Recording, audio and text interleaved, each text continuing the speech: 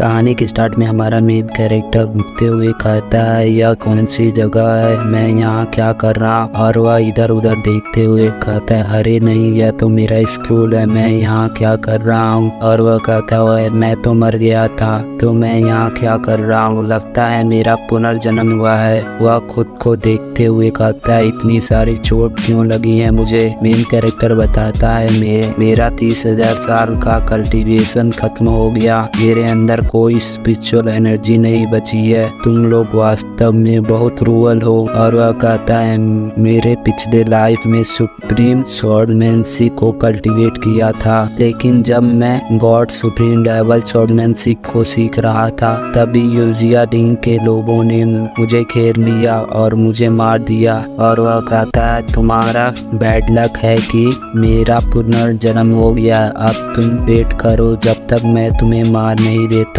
फिर हमें उसके कमरे का डोर खोलते हुए दिखाई देता है और फिर एक लड़की आती है और वह कहती है, तुम उठ गए फैंग।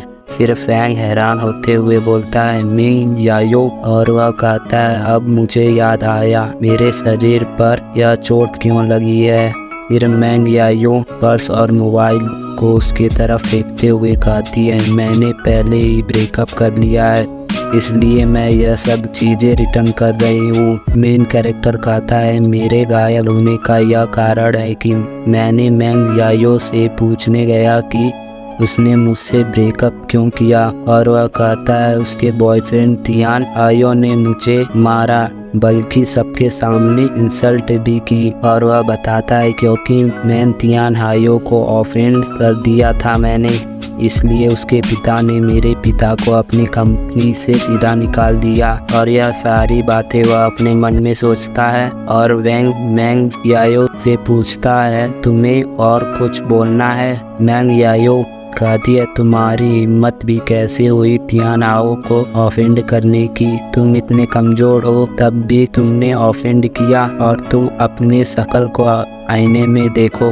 आगे वह कहती है, तियान आयो चाहता है कि तुम और तुम्हारे पिता उसके सामने घुटने टेके और माफ़ी मांगे, तब जाके उसके पिता तुम्हारे पिता को नौकरी पर वापस रखेंगे। आखिर तुम्हारा पूरा परिवार तुम्हारे पिता के टॉयलेट क्लीनर नौकरी पर चल रहा है। फैन खड़े होते हुए कहता है, मैं कभी भी उतनी आसानी से घुटने नहीं टेकता। फैन हायो कहती है, तुम सभी अभी भी इस पॉइंट पर भी सख्त बनने का एक्टिंग कर रहे हो। फैन का फाइनल हायो उससे कहना कि वह जल्द भी चाहे मैं उसके साथ चलूंगा। मैंग हायो कहती है, मैंने अपने पिछले रिलेशन के कारण तुम्हें यह बताया, तुम नहीं जानती कि क्या अच्छा है, तो अब मरो। ऐसा कहकर वह चली जाती है। फ्रैंक सोचता है, उससे मिलने जाने से पहले मुझे अपने चोट को ठीक करना होगा और अपनी ताकत को बढ़ाना होगा। और वह अपने बेड पर बैठते हुए कहता है, नकली सारी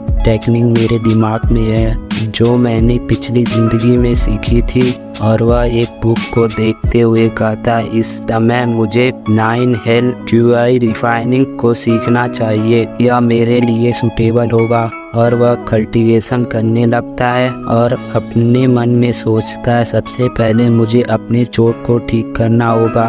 फिर हम लोग देखते हैं उसके सर पर एक स्वॉर्ड बन जाती है।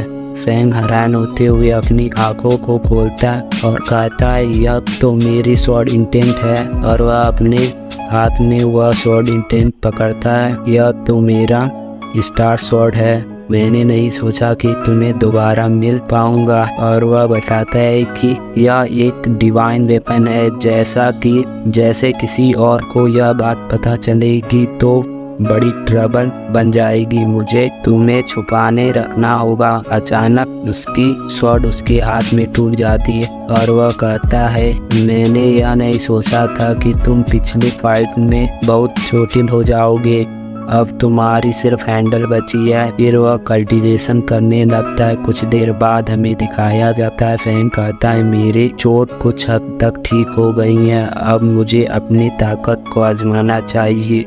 वह एक दीवार को देखते हुए कहता है, मुझे इस पर आजमाना चाहिए। और वह एक पंच को मारता है और हम लोग देखते हैं उस दीवार पर एक क्रैक बन जाता है और वह उस दीवार को देखते हुए कहता है यह तो एक नॉर्मल मार्शल आर्ट टेक्निक है बट बहुत तेज और तलवार जैसी।